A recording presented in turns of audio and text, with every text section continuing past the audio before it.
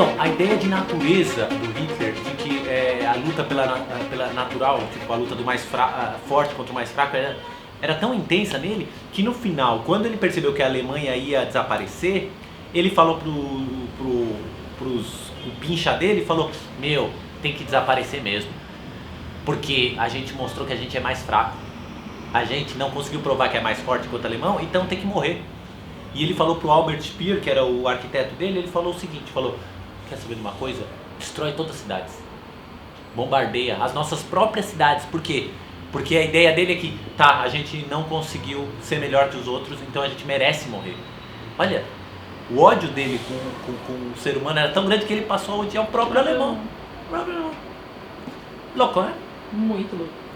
Bem louco, mas tem muito a ver, é muito legal. É um livro que faz muita gente pensar sobre nós mesmos, né?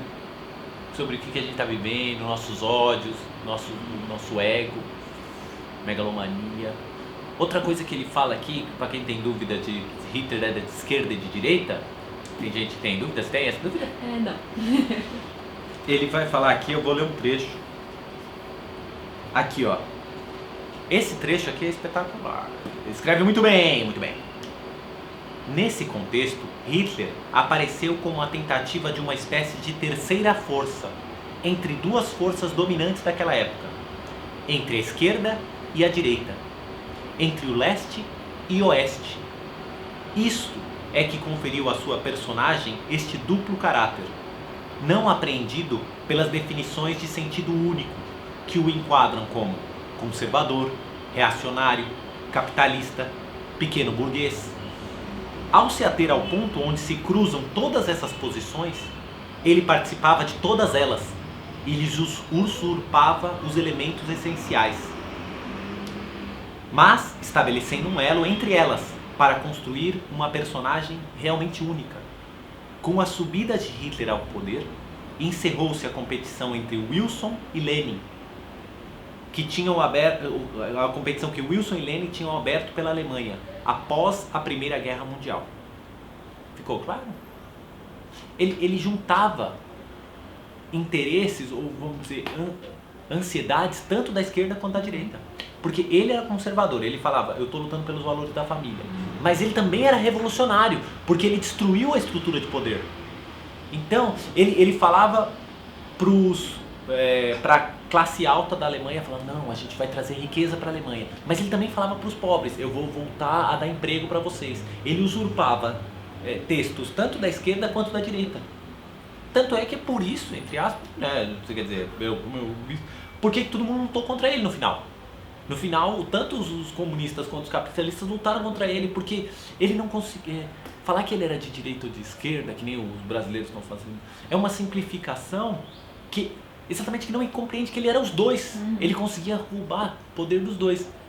Ele era contra os comunistas, mas o primeiro tratado de paz que ele fez foi com Stalin. Ele fez um tratado de paz com Stalin, porque o Stalin também começou a entender a lógica do Hitler. O Stalin percebeu, esse cara é um tirano. Antes de ser comunista, ele é um tirano. Então é isso. Falei muito, mas falei pouco, porque, olha, que livro. E é um papel quase bíblia. Li demais.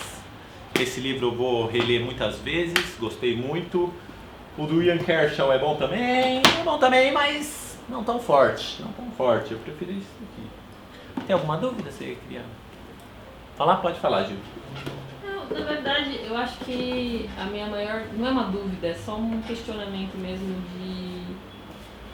que me faz pensar no que a gente está vivendo hoje também. Daquilo que eu tinha te falado, de como que uma pessoa tão medíocre conseguiu atingir níveis tão altos de poder. Eu acho que pra mim o que ainda não consigo entender ainda, sabe? Como foi essa trajetória dele pra ele de sair de uma pessoa medíocre que não, tipo assim, foi um soldado medíocre, uma pessoa sem estudo, não que isso seja, né? Sim. Mas e aí de repente ele se tornou simplesmente o cara mais poderoso da Alemanha. Sim, queria ser da Europa e queria ser do mundo. Então, sim, ele domina a história do século XX, a gente tem que passar por esse louco, né? Mas então, muito do que você falou sobre ele ser medíocre, se a gente entender, o Joaquim Fest fala muito de psicologia, ele estudou Freud, o Fest, tem a ver com ser medíocre. Porque tem essa vontade de provar. O Fest fala assim, imagina quanto ele tinha que engolir da sua própria frustração para tentar se mostrar para a humanidade. O combustível dele foi a própria frustração, então. Ele era frustrado e por isso que ele tinha que, eu vou ser...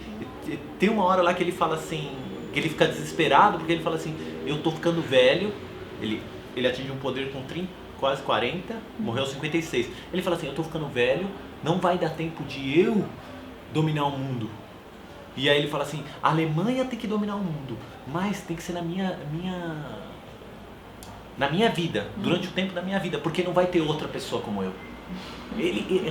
Imagina isso, a vontade dele de se mostrar poderoso. Ele fala várias horas, eu fui o maior dos alemães. Nem alemão, era austríaco, né? Mas...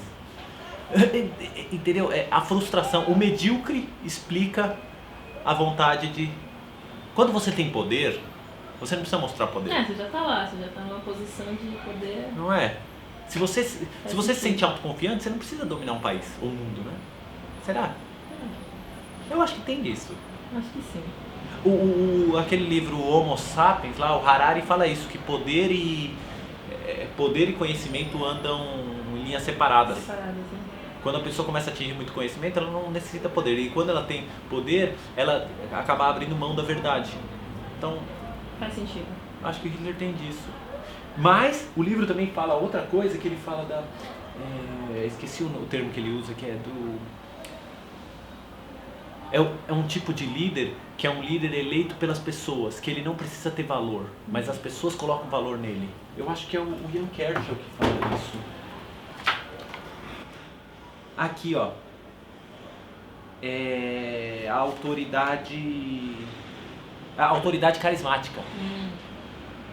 O domínio carismático tem sido ridicularizado.